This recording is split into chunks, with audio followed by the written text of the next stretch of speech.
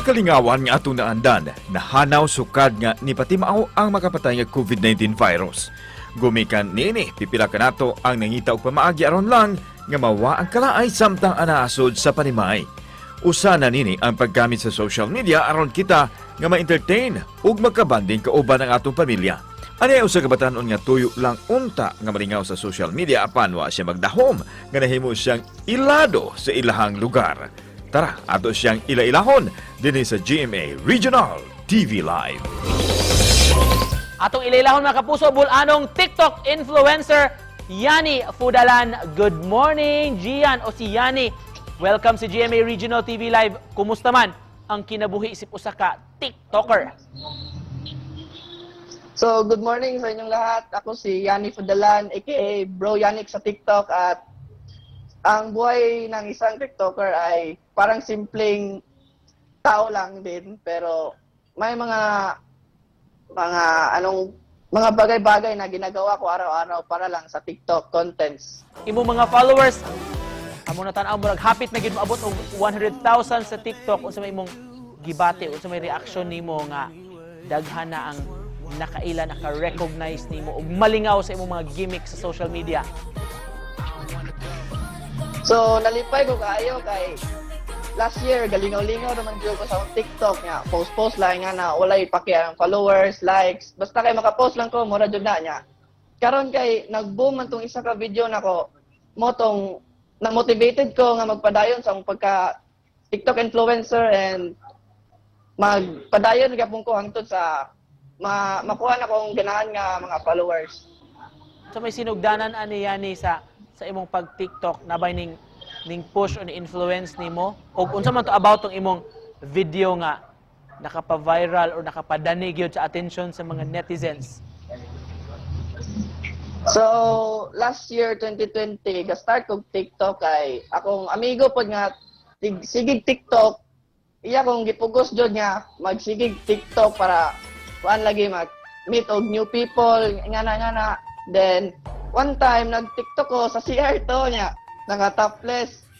Then motong there naman pud to, gipost na lang pud ako. Then wa ko ga-expect nga mo abot to 400k, hapit na mo 500,000 views. Then moto na mas naganahan ko nga magsige na lang TikTok. Isip mo sa ka-influencer Yani, say natabang ini sa imong pamilya, sa imong kaugalingon. Nagtabang ko ni sa ako nga mag-band sa akong family and friends. Then, ayo say mag-TikTok ko, ako ra isa. Mga buta na akong mga amigo niya, magkatawa-katawa, malingaw. Pero ikaw, gawa sa TikTok, unsa man doon na kay plano mga artista?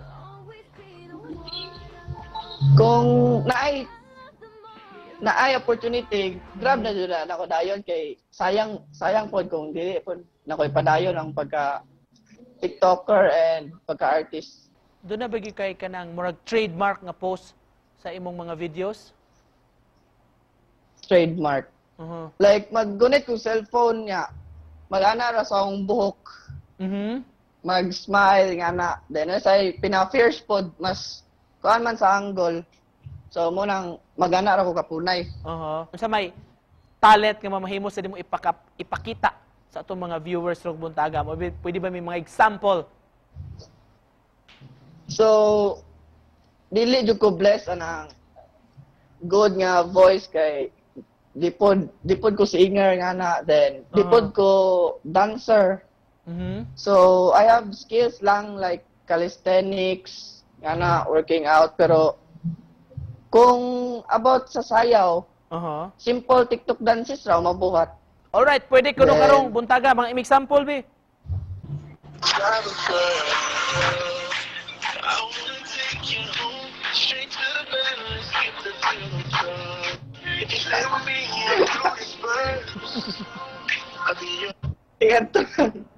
Mga simple ra jud nga mga sayaw. Pero unsa may pamaagi nimo ana, magkat-on jud ka choreography sa di pa ka mag-post or mag-shoot og video? Imo gina-rehearse? Mag-practice jud ko na before mag-video. Alright, kung doon na kay buti pa ihatag nga mensahe karong buntaga Yani sa imong mga followers, sa imong mga likers, sa imong mga social media accounts, O sa mga nagtan-aw nato rong buntaga, sa message nimo. Sana nga suportahan gyapon ko ninyo hangtod sa kuan. Ma-achieve na ko ang ganahan ma-achieve. And thank you kayo ninyong tanan. Alright. Daghan kayong salamat sa pag-uban namo karong buntaga. Good vibes, mga kapuso, uban ang TikTok influencer sa Bohol, si Yani Fudalan. Salamat, Gian, Yani! Thank you po, sir. Thank you sa dawat ninyong nako dire sa GMA7. Thank you!